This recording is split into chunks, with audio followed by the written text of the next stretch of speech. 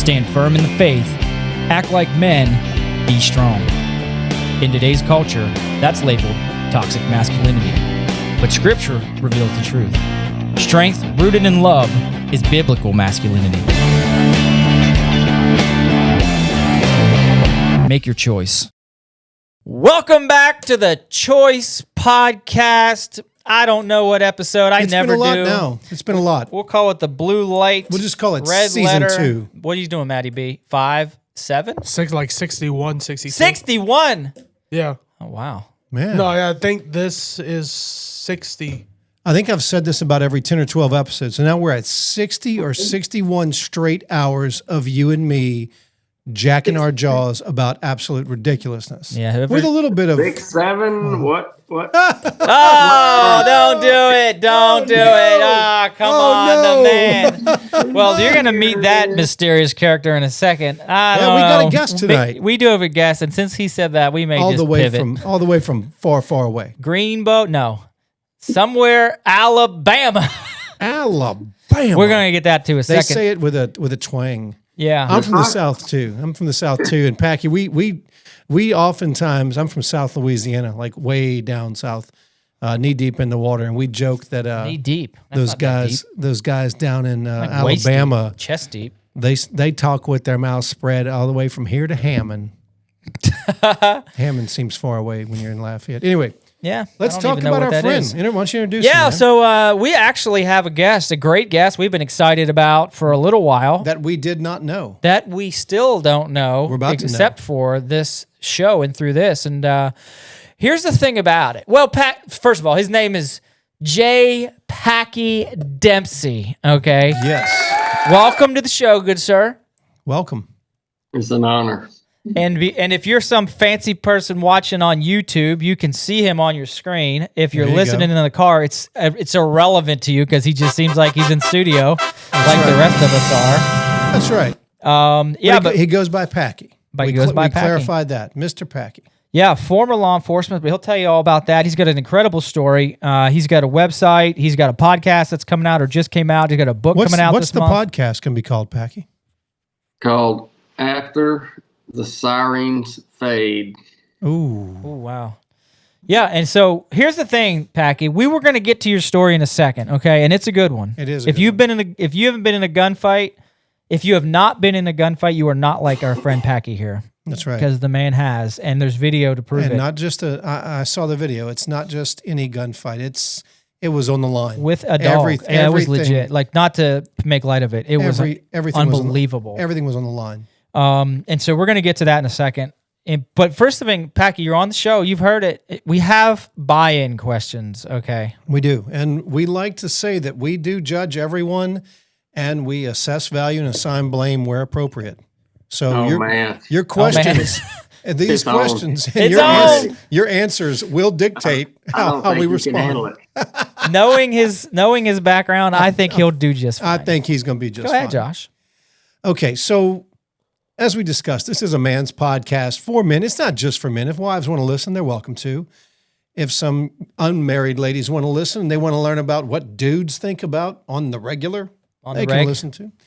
They'll But be unimpressed. They got about a half an episode and they're out. one thing that the three of us can't figure out is this question. We'll ask you first before I lead into my thoughts on it. Let me back up. Have you ever or do you currently own a pair of skinny jeans? No, sir. Boot cut, Carhartt. Well played, sir. Well played. There was not even a breath of hesitation knew in it the was answer. coming. He knew it. He was ready. The boot cut is something we hadn't heard before. But it's solid I like answer. the boot cut, even if I'm wearing camouflage slippers. You do have boot cut Okay, on. that's a little more than I need to know. All right.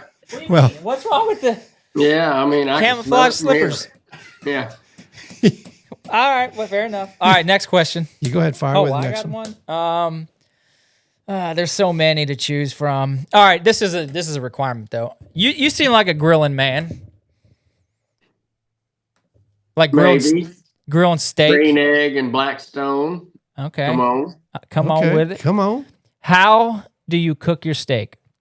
Oh, my goodness. Medium rare and medium for the wife. So. Very well. Josh says if you got to eat what you want and ride the rest home. That's right. That's how right. he cooks his steak. I feel like there's really there's a few different ways to cook a steak. There's rare, there's medium rare, and then there's a few others that don't count. That's how I feel That's about right. it. Yep. Have you He ever answered heard of right. this fancy thing about cooking steak in a bag? You're from the South. No. Thank man, you. Come on. We don't do that. We don't do that. Good. We're not even Negative gonna talk Ghost about it. Rider. Yep. Negative Ghost Gray, Rider. mushy, nasty. Still have to grill it when you're done steak. Give me a break. The grill it with when you're done boiling it in a bag is just to lead people astray. What's the chances? It's deception. It's deception. You know what else does deception? The father of lies, Josh. Yeah, that's right. There you go. That's who you are. Basically the devil. You're the enemy. Satan, get away from me. I have a friend that texted me and said the other day, and he said he started listening to the podcast, and he said, I do that. But he said the word. I don't want to repeat. The cuss word. But here's the thing. The only person that we've brought on that actually did that was the only episode that never made the air. What? That's true. What's the chances? We recorded it, and we recorded video from a distance. We recorded from a duck camp in Arkansas, Yeah. and all that got the recording was the video. So it was just us moving our mouths, and nothing was coming out. So maybe the spirit was at work. All right. Last question. Go ahead. Are you gonna? I'm gonna come up with this random one of the three we I have. don't know. Is it our most recent or not? Pick one. Go ahead. There's got a couple. I say we stick to some of the old classic ones. Go ahead. I can only think of one of them. All right. This is important. You spent a life in locker rooms. You know, you start the shift with the dudes, right? In law enforcement. That's right. You're putting the uniform on, putting the boots on. So you're close with men and other dudes. Like you have bros. That's how this works. Yeah. Thin blue. If one of them was on the Gulf Shore, okay, and got stung by a jellyfish, would you be willing, the first half of this question is, would you be willing to pee on their foot to get rid of the sting? That's the first half of the I just question. want you to know, if you didn't see, his head just kind of twitched. Yeah, like, yeah. what did the you say? second half is, would you let them do the same to you? Absolutely. Come on now. Oh, see, the men, that's Yeah, the he thing don't about care. it. No, when you've been in, so you tell us, Packy, but when you've been in the crap with these fellas, these trivial matters don't, It becomes. they- I think they're it irrelevant. And you can answer this, Packy. I think when you've served like that, whether it's the military, whether it's law enforcement, those guys, it's a different kind of brother. You've kind of chewed some of the same dirt. You have a different kind of relationship, and you'll go the distance for those guys. Yeah. Would you agree, Packy? Never leave a battle buddy behind. There you go. That's it, So buddy.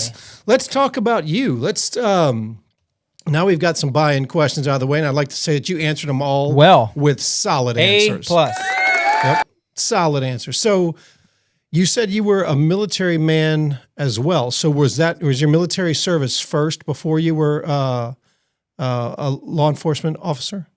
Oh, no. I got several years into law enforcement, and I wanted to advance my career with the college education. So I joined the National Guard as an MP. Oh, okay, that makes sense. Was that the Alabama National Guard? That's right. Alabama National So Guard, you're- 217th MP Battalion. 217th MP Battalion. So are you born and raised Alabama? Yes, sir. Selma, Alabama, born and raised. Selma. And- Where's Selma geographically? Is that South Alabama, North? It's central in the state. 1965 racial marches on the Edmund Pettus Bridge is what made that town. Interesting. Okay. That is super interesting. Yeah. History there. And so, yeah, Packy, tell us, so how did you find us to begin with? Because he's the Yeah, first that's guy. interesting. Like, what brought you to the show to start with? Yeah, how'd you discover the Choice podcast? I may or may not have a Facebook addiction. Ah! All Very right.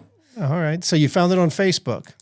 Right. Yeah, listen, Okay. right in the very beginning too, and that's good. And so whenever you wrote into the show, you talked about this thing where you right out of the gate called the website called the fastest 4 seconds, and I went to it and I was looking at it and I read your email and I was mesmerized because like these are our people, Josh. Yeah. Military, law enforcement, first responders of all types. These are our people.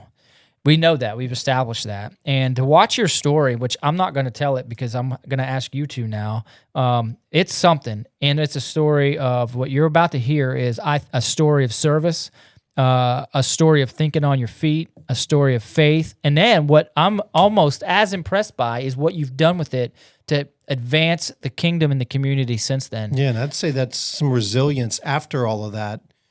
But I just want to say before you get started, Packy, so Matty B runs all of our sound, our editing, all this computer stuff that Eric and I can't figure out. He handles all that for us. He's listening in. He's got a mic. He chimes in from time to time. But the three of us here have never been law enforcement.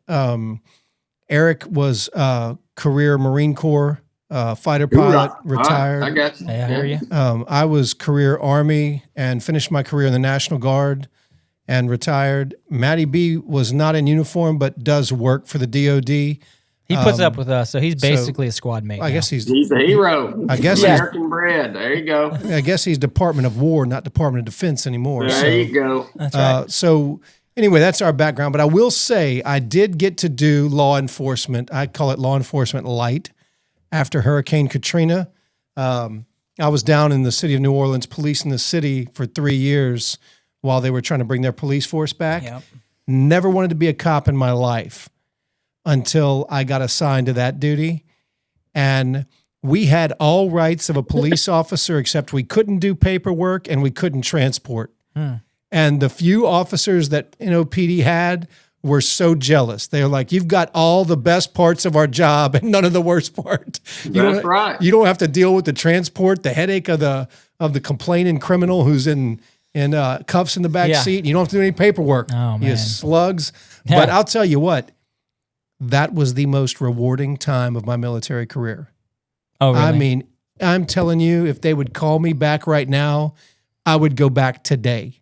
It was amazingly rewarding. I got up every day excited to go do that job. So I had a whole newfound respect for law enforcement. So let's hear your story, Packy. Enough of my jabbering. We'll give it to you. Okay. So it all started on a December day, 1994, another day of infamy. Normal day. Received a call, went to a high crime project area for kids skipping school, drug dealing, and smoking marijuana. Okay. Arrived at the complex and they all ran off. Okay. So I radioed in, hey, everybody left, but I'm going to make another loop. So I made a loop through a routine drug arrest, which nothing is routine, turned into a 1-minute struggle with a 4-second decision to use deadly force. Wow. Wow. And I call that the fastest 4 seconds. The fastest 4 seconds. Now, the video I saw, you had a dog with you. That's right. So you were a canine handler? That's right. Canine officer from the beginning. I had a device on my hip that was new, and I pushed the button, and the canine came out and assisted me during. You pushed the button, like unlock the door, or like is there? That's right. It's like picture a garage door opener. You push that button, the garage door comes open. When that door comes open, the canine knows and is trained. Wow. I didn't know that. The handler is in trouble to come in and rescue him. Oh, wow. Wow. So that's interesting. So yeah, so you get into a tussle. You have a video. Where's that video is on your website, fastest4seconds.com, right? And then 4 is a number, not the word. Right. Fastest 4. Matty B, we'll put that in the show notes, won't we? And if you are able to do it, can you just kind of walk us through that from the time you got out of your car and tried to apprehend or whatever you were doing, question the suspect until those 4 seconds are through? Well, I had known most of the guys there as a little gang, a wannabe gang, and I just didn't know this particular guy. And I looked in between his finger and thumb, and he had a piece of cellophane sticking out both sides, which I had been assigned to the drug unit. I knew that to be crack cocaine. So I stopped him and asked him his name. He wouldn't give it to me, but he stuck his hand in his pocket. I then said, "Hey, I need to pat you down." He never spoke a word the entire time. When I went to pat him down, I went straight for the crack cocaine that he had put in the pocket. There was a hole in the bottom of his pocket. I pulled his pants leg out, and the crack fell out the bottom. Okay. So he did have crack cocaine on him. Right.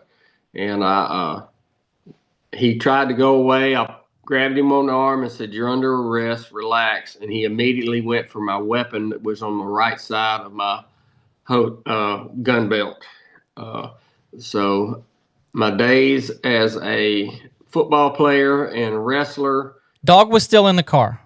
Dog's still in the car. And this is all on video, by the way, and dash cam. It's and amazing. how long have you been on the police force at this point? About 5 years. Okay. Oh, not a rookie.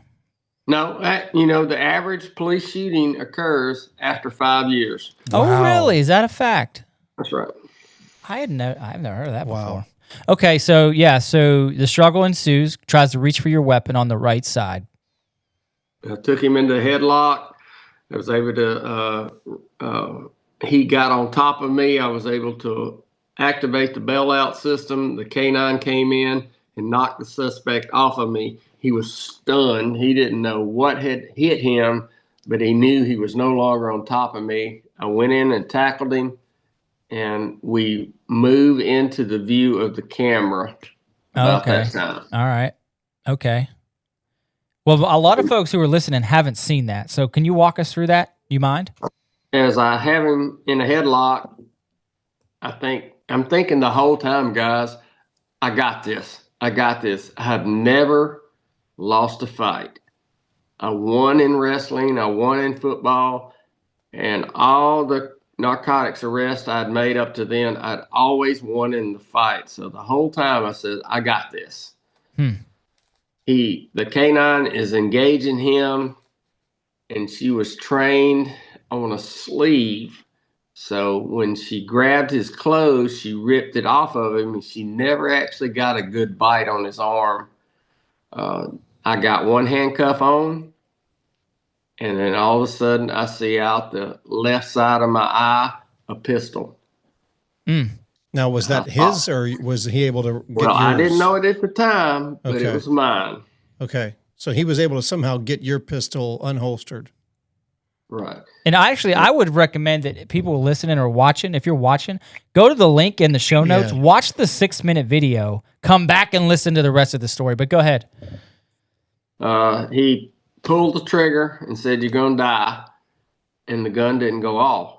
Well, when he retrieved my gun from my holster, he struck the dog in the ground, causing what we call a stovepipe. Basically, He jammed the gun. Yep. As he backed away, he kept pulling the trigger and kept pulling the trigger.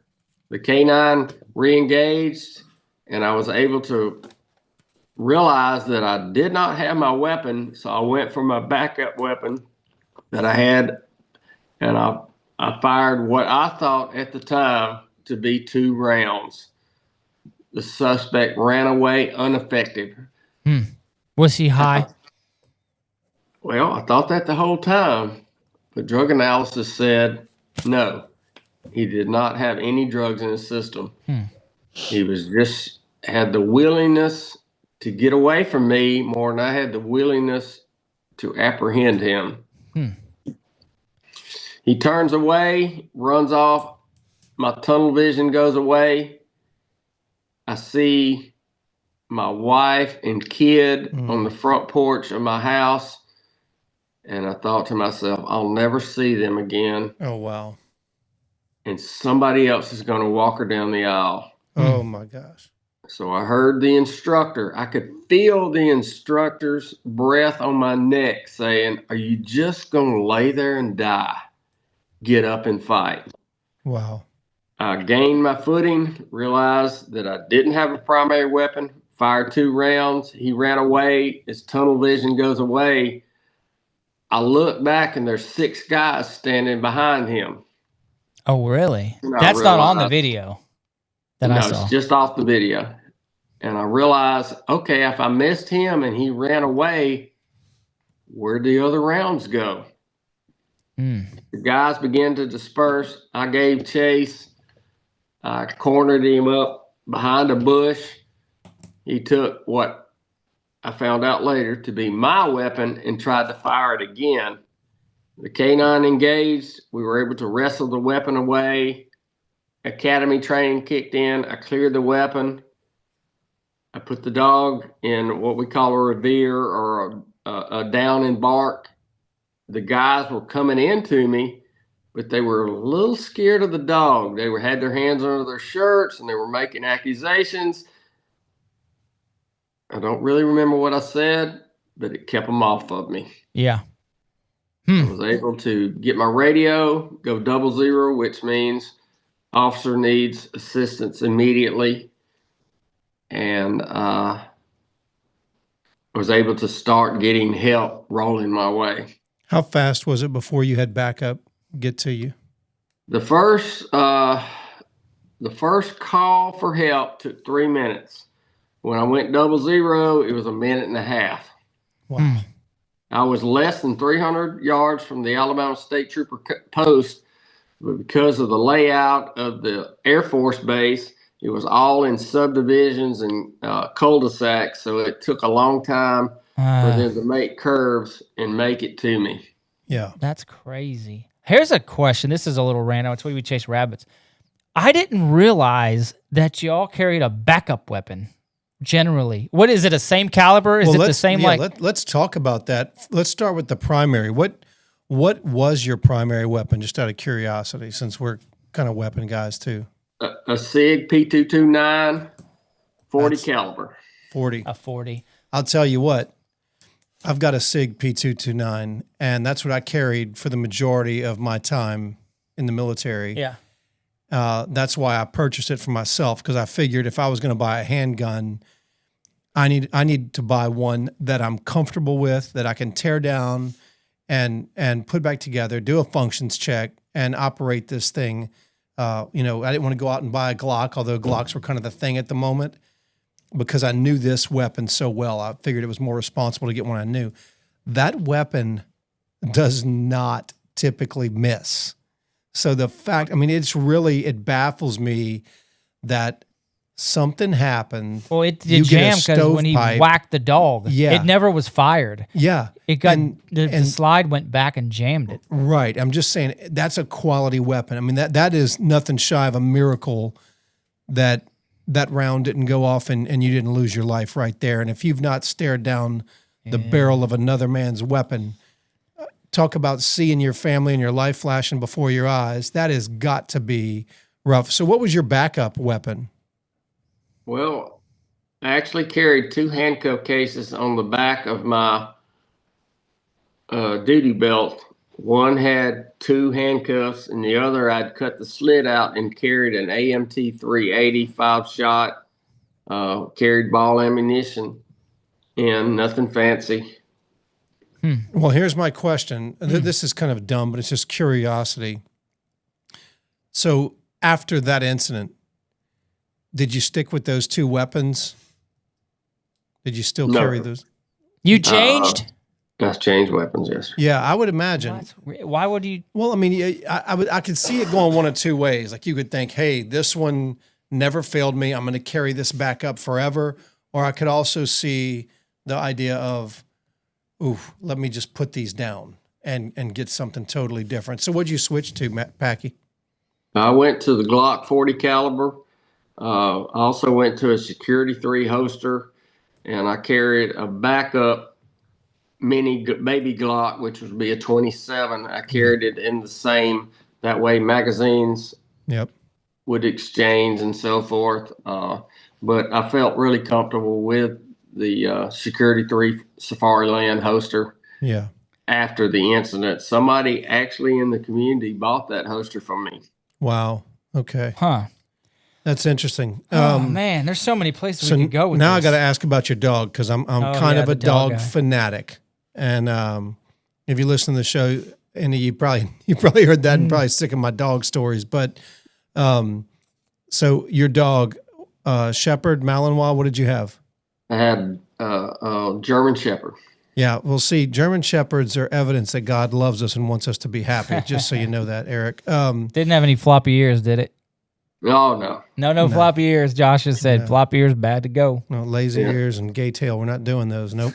I'm a little bit of a German Shepherd dog snob. They're one of my favorite breeds, at least the top two, if not the best ever created. But and you said a female. What was her name? Princess. All right. Yeah. Got her right over here.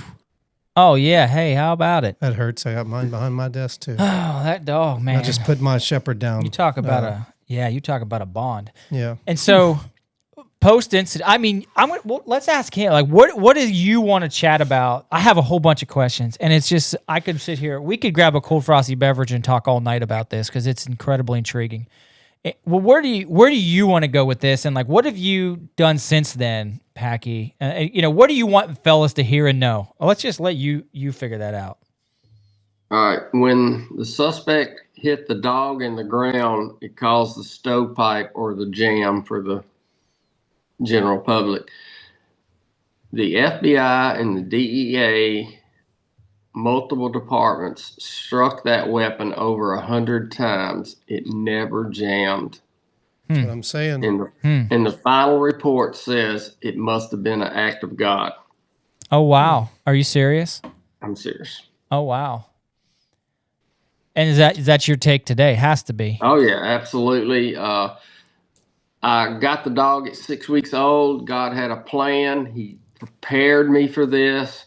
He prepares us all for battle because that's what we are. We're men. We're prepared for battle. And I got the dog at 6 weeks old, went through multiple trainings and scenarios and stuff like that. And it all bubbled down to 4 seconds. And so were you a man of faith prior to this? Just out of curiosity?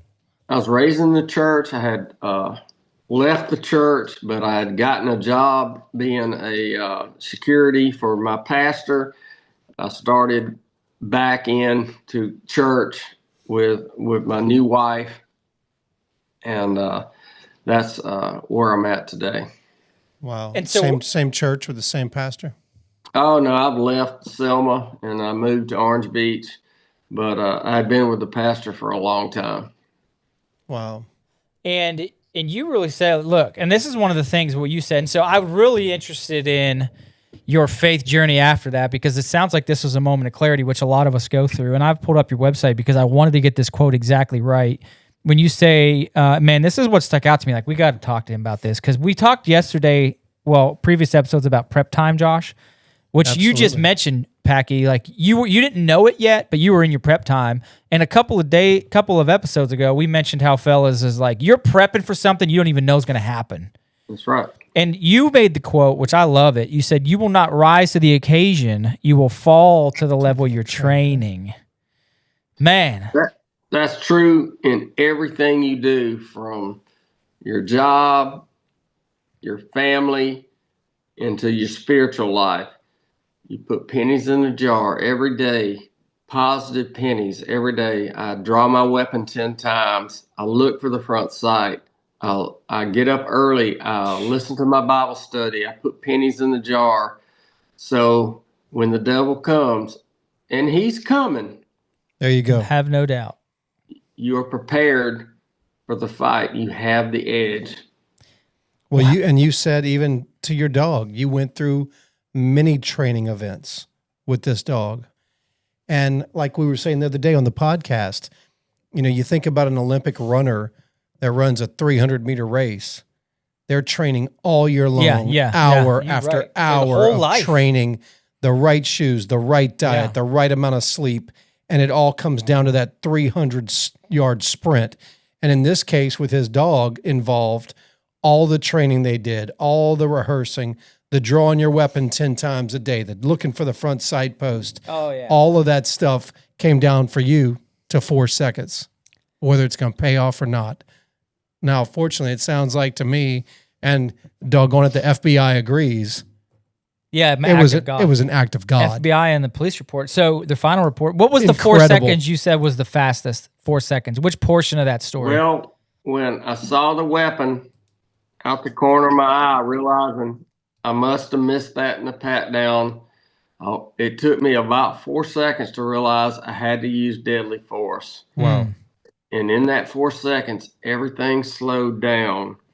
I could see the pulse in my eyes. My lungs burned. That's crazy. I was man. exhausted. My arms were killing me. Exhausted. And that's crazy. When I went for my backup weapon, from the time I saw the weapon before I went for my backup weapon, is little less than 4 seconds. That's nuts. Well, so post-event, you talked to Faith Journey. That was an act of God. The report says it, which I don't mean. These things don't happen by accident. And I think that you were in your prep time, and I look. Well, we have said this many times. What we call curses, others are blessings to others, which it sounds like you made it. But post that, Packy, your Faith Journey, what did that look like? So this is a moment of clarity for you. And what did that look like? Well, they didn't know what PTSD was. And the government, the police departments, sheriff's departments didn't want to acknowledge that police officers had PTSD. And I suffered from it. I couldn't sleep. I was going to ask you that. I would do anything to kill the pain from irritable, distraction, busyness, all kinds of things. From the nightmares of different scenarios that could have happened. Waking up, hey, I won, he won. Somebody else was going to walk my daughter down the aisle. Goodness gracious. So undiagnosed for about 25 years. People 25 years. So this is recent, like 2019. Yeah. Holy mackerel. 2020, yeah. 20. So. That's a long time. Okay. Well, let me ask you, Packy, that first night. So you mentioned something that makes a lot of sense. That fastest 4 seconds happens, and you said immediately you feel exhausted. That makes a lot of sense. That adrenaline is something that it is overwhelming, and then when it's over, being over it is overwhelming. You want to melt into the ground. Yeah. Let me ask you this, Packy, and this is kind of personal, just from personal experience, but after the incident, after you had to use deadly force, did you shortly thereafter, after the adrenaline dump, get sick to your stomach? Did you throw up? I had to be placed into my patrol vehicle by my lieutenant on the scene, and a good friend came in and literally picked me up and put me in his car and took me to the hospital. I couldn't breathe. I couldn't see. Wowzers. I thought, I'm going to get sued. I'm going to jail. Something is not going right here. Yeah. Packy, this is amazing. Packy, you've used this to teach police academies, faith groups. What is it individually for each of those? Is it the same story or same takeaways, or is it different? And could you talk through each one of those? Like, what is your takeaways for those young men and women who are in the police academies where you talk through this? And then what's your takeaways and lessons for those Christian men's groups? All right. For the academies, I have my famous saying, you will not rise to the occasion, you will fall to the level of your training. I teach the class and tell them this is what not to do. What not to do. Interesting. The old dog, it happened 30 years ago, but it's the same thing is happening today. You have to train. You don't have an office job. You have to, you can't go over there and pull a fire alarm on the side of the building and get help. Right. Everything, your mindset, your spiritual mindset, your physical mindset, how many energy drinks a day you take in, everything is putting pennies in the jar. The ship is being sent in one direction or the other, good or bad. That's good. And if you're a little off to the left, you're going to miss your destination by a mile. But if you expect the unexpected and never underestimate your opposition, then when your time's coming, the devil is a roaring lion. He will show up. You're ready. You're prepared. And it's time to take him down. Now I hear you, baby. I hear you. That's there Ephesians you go. 6, armor of God. What about for men's Christian groups? I talk about my addictions. I began to drink, view pornography. Yep. All part of the PTSD Was stuff, that right? was that a Coping. self-medication thing? That's right. Anything to take the pain away of. I actually knew the suspect's dad. All this, every holiday I ruined for my family because I would be withdrawn because I would realize he was not getting to spend that time with his family, that I had taken him away from that. Yeah. Okay. And then that's important. I do want to hit that PTSD thing in a second. But like, and how did you find your way out of that? And how did you find your way to the faith? Like so here's the thing about it. You're not the only one, and we weren't the only ones that have dealt with this in the past. This is like you mentioned before, it was almost like it was like the Vietnam Agent Orange. I don't know what, like an unnamed enemy, an unnamed killer with this PTSD thing that people are now just starting to name it and recognize it for what it is. And there's a lot of folks, you see 22 a day, that number with the military fellas. And I don't imagine. It's actually more than that in law enforcement. I was actually going to ask that. I'll bet it's the same or more. You know, Packy, you're not the first responder that we've talked to. Eric and I have talked to or met with that because of the type of work you're asked to do every day, because of the type of things you see every day, even guys that don't end up in a situation where they're asked or required to use deadly force, they can still get PTSD just from the nightmarish things. You know, I think the quote the guy said was, he meets people on their worst day. Those are his run-ins. You're dealing with some tough characters on their very worst day. So your interactions are not what common folk have as a daily interaction. I would so Packy, if you've ever picked up, I've mentioned this on the podcast before. I'm on the board of directors for a nonprofit called Valor and Honor Outdoors, and it supports veterans, first responders, and their families. And a lot of it is some of the exact things you're talking about that they deal with. I've come to realize that I actually think that law enforcement and first responders, firefighters too, because they see some crazy things, probably have worse, at least as bad PTSD rate than the military. And certainly not recognized as much as the military is recognized. For your average citizen, Joe Blow citizen, sees between 4 and 6 traumatic events in their life. Your first responder sees somewhere between 300 and 600 in their career. Holy mackerel. That's a lot to deal with. Right, because okay, so let's get rid of the D and just call it post-traumatic stress. The key word there. I have post-traumatic stress, but not only did I survive it, I beat it. Right, because we could take the D off disorder, because you aren't going to get rid of that post-traumatic stress, right, Packy?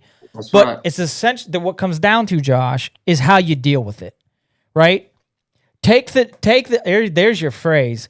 Take the D and turn it from disorder into dealing with it.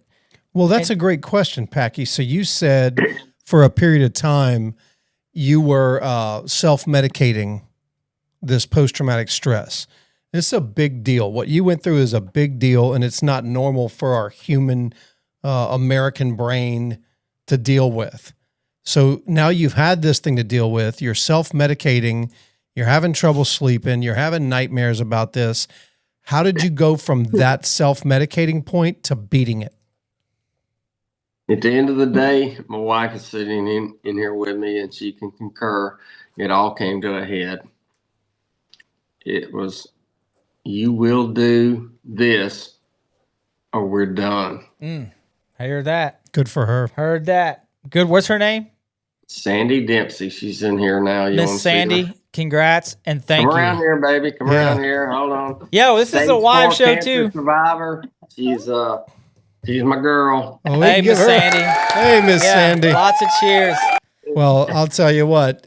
There's a lot of strong men out there, but behind them, there's a woman who will draw the line like that when we need it. And sometimes good for you. We just talked about having somebody in your corner is going to hold you accountable, Nathan, with David. Yeah. Old Sandy, man, drawing a line and said, look here, boy, it's time. Yeah. And so we've said this before. I'll tell you what, Packy. she was ready for the fight too then. That's correct. And I mean, when you've got a good, when you're married, you got a good woman in your corner. There ain't nothing you can't do. Yeah. I love it. And I'll tell you this, is we always say all the time is like, look, the only place to look, Packy, when you're on your back is up. Okay. That's it. And so this is. You only grow in the valley. That's You right. can't grow in the mountaintop. Well, I'll tell you what, man, you have faced death. I mean, face to face. You were in the fight of your life alone. Thank God you had a dog with you. I mean, I don't think I'd want to do law enforcement without a dog, to be honest with you, because that's a game changer. No doubt. That's kind of like us on the ground in the infantry having those A-10s come roaring in. And when those things start coming, the tide of the fight's about to change. Look, I won't even hunt ducks without a dog, Packy, now that I got one. All right. There you go. But I'm not done on this whole PTSD thing. Go for it, brother. We have a law enforcement military heavy listener base. Yeah, we I do. think. Well, we do. Big And time. like, I really just want to continue to unpack. So what recommendations, advice? Because you have been through the valley, Psalm 23, of the shadow of death, fearing no evil. You've seen it. You've lived it out. You've done it. I love it when he says there's only one place to go when you're in the valley, and that's up. That's where the learning occurs. Yeah. And then you got it. But here's the thing: you're not going to get pulled up that mountain. You got to take a step at a time, 1 penny a day in the jar, as you said, to make that happen. But what advice for guys who are in the valley or close to it right now, in the fire, dealing with it, and maybe not to the same degree, but they're in it, and in their mind, it's the valley. Yeah. And it may not be Packy's or Well, Josh or it's Eric's a dark valley. place It's to a be. dark place. What are you telling those folks? They're listening right now. I got 5 guys in the same struggle. 2 of them are pastors.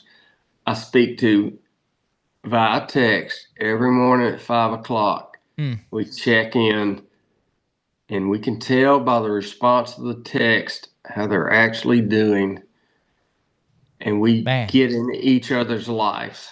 And some days I get really irritated with them, but you know what? That's what I need. Yeah. Man, I hear you. So you got to have a team around you. I also have roadblocks put up. I have a device or app put on my phone that alerts my wife and my pastor of any pornography website. My wife can read all my text messages. She has all my passwords. My oldest daughter has. She can read my emails. Goes back to the military days. There it is. Cannot let your battle buddy down. Yeah. We're not made to do it alone anyway. We're not. If we think we are, you're asking for trouble. You gotta have some strong ones around you. I'll tell you this, Packy. I'm going to give you this illustration. I've said it before, right? You talk about if you go, but your fight is, we anchor a lot of times, and I'll go to it on Ephesians 6. You remember that? What's going on in Ephesians 6, Packy? No, I don't. You've got the helmet. It's the armor. It's the put on the full armor of God, yeah. my friend.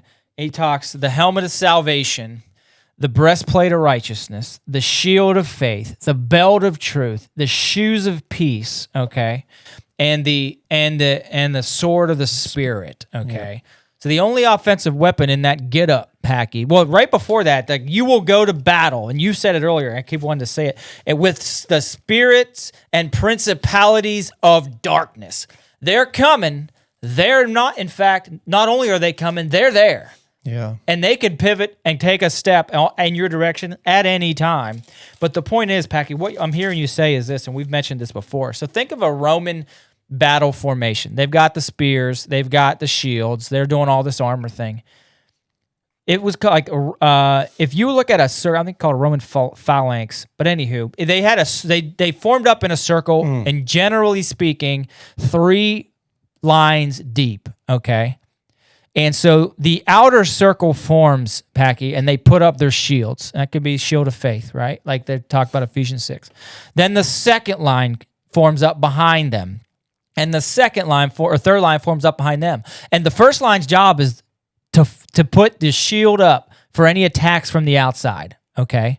The second line's job is what, Josh? To take their shields and put it where? Above Over the the first, head yeah. of the first line. And the third line over the head of the second line. So the point here, Packy, with what you're saying with fellas to your left and right that you're linked arms in battle with, against these spirits and principalities of darkness. Sometimes your shield of faith or otherwise is for you if you're a frontline guy. But sometimes, Packy, your shield is for the guy in front of you or to your left and right, which is the whole point he's saying. Just like Sandy, Miss Sandy. That's right. Sometimes she has to pull out her shield for you, which is what she did, and said, hey, look, enough's enough. We're going to change something. And now you're better for it because of her work, because her penny's in the jar. I would ask this question. I think it's great, Eric, unless you want to say something else. No, no, not at all. I would actually say Miss Sandy may have actually went on offense there. Yeah. Not just defense. She might have gone offense too. That's good. You gotta have a woman in your corner who's willing to go on offense when you're hurting. Well, let me ask you this, Packy. What have you been doing since all this now? Yeah. What's new in your life now? What are you up to? Well, short thereafter, I got asked to the Alabama State Trooper Police Academy. They have a trooper and police academy that runs, and they asked me, and I turned them down a couple times. They were like, hey, come tell you a story. I was like, I got my butt kicked. I don't want to replay that story. For real. And my friend that actually responded to the call that day, he wouldn't give up. And I ended up going to the class, and what I did was play the video. It's a 4-minute video, and that instructor would say, hey, what'd he do wrong? What would you have done different? So forth. And the entire class says, I would have did this, I would have did that, I would have did that. And he goes, that's an interesting question. He's standing in the back of the room. This is good. Why don't you ask him? Ooh. Yeah, he's right there. I saw that watched it on your website. That was cool. Yeah. Now what? So, Yeah. Oh crap. Yeah, a bunch of guys who have never been in the fight. And these guys are ready to take on hell with a water pistol. Yeah. The last few days of That's the ready greatest. to get out there and get it. protect and serve and Sure. serve, but when they asked me that question in the police academy, they're like, hey, why you become a police officer? Everybody else said, hey, I want to protect, I want to serve. I was like, I want to drive fast and shoot stuff. Yeah, that's what Nothing wrong with that. that's kind of Yeah. what I grew up. That's So, right. And do bad things to bad I started dudes. telling my story, and I started being vulnerable to these guys. That's hey, a key takeaway there. your entire career could boil down to a 4-second text, Man. a 4-second click on the internet, Oh, Uh-oh. there you go. Uh-oh. There's That's your such a- fastest 4 a seconds. 4-second, hey, there's money there. Should I pick it up? Oh. Yeah. But you have to be prepared before then That's to really make the good. decision. That's right. Because if you make the decision along the way, hey, I'm gonna compromise. When the 4 seconds comes down, you're gonna compromise. That was it. That's the line, Josh. Man, I'm that's telling good. you, that's the line. You will not rise to the occasion. You will fall to the level of your training. And that goes in every aspect of our life. Sure does. That's an attitude thing. That's a mentality. And I was just sitting here saying this, Packy, I'm thinking like our entire lives are made up of a finite amount of 4-second intervals. yeah. And we choose what to do with every one of them. That's right. And this whole, I love to put pennies in the jar. I'm going to keep that one in the hip pocket and use it again. It's like, you're in your prep time. You have 4-second segments. Did you just waste that one? And if you were to say, look, what these 4 seconds is quick, 2, 3, 4. Did you read scripture? Did you pray? How were your thoughts? Were they negative? Were you building somebody up? Were you spreading the gospel? Were you making things better? You have if you're only choosing 4 seconds to do it, that's no time whatsoever. You have only a finite amount. You're defined by your failures in life. Are you going to be that guy that's defined by your failure or your success? Yeah. Man, that's right. It's like we said, last 2 podcasts ago, it's not what you do, it's what you do with it. Right? It's not also what you do when no one's looking. Yeah. That's a good point. Man, That's that's a good right. point. And that's the click this, watch that, say this. Man, there's a 4-second segment and you could blow everything. Yeah. That's right. Yeah. Good Well, night. all right. Now let's go to a little bit more Yeah, we got about little bit 5 more or 10 minutes. feel good topics. I'm hoping my battery don't run dead. Do you have a dog now? I do not. I finally put my last one down. I'm done with dogs. I got grandkids. Okay. All right. I'm jealous about that. Did you ever get away from German Shepherds, or were you always a German Shepherd man? I was always a German Shepherd. I actually had 6. I had a lab along the way. Nothing wrong with between, labs. Yeah, but No, I love labs. Hey, look, I have a 4-legged girlfriend right now. That's a lab. I love labs too. I am a German Shepherd fanatic. I just put my last one down just a few months ago after 14 and a half years. And best German Shepherd the world ever saw. I'm convinced of that. No floppy tails here. That's the only reason why I haven't got another one, because I'm not sure I'll get one that'll measure up to that one. But that's right. But if I get grandkids, let me tell you something. If my daughter's listening, my son-in-law is listening. If I get grandkids, I might be, I still got 2 dogs, but I just sent that's why I was take a texting. grandkid. I just sent your website, Packy, to my good friend who's he's a federal agent, and I shared it with him, and you met him, and he'll take it, and he's going to do a lot with that. I want him to know about who you are and what he's done, and he's at a fairly high level of the federal service, and so we'll see where that goes. But yeah, and if you're okay with it, we'll put your website on our Facebook page and all of our stuff too. It's not what I live for. It's what my ministry. I feel like God's put my failures in front of other people so they can succeed. That's right. On what I did wrong. Well, I don't know. The most important thing before y'all hang up. Yeah. I walked her down the aisle. Man, I was going to ask you. The whole thing, baby. My man. I was going to ask you. You won then. That wasn't a failure. I don't care There's what. There's a difference in surviving. I'm not about surviving. Thriving, baby. We got the man on our side. That's right. Already won the battle. Oh, there you go. Preach it. We're winners. We're not just survivors. Champions, baby. We know how the story ends. We win.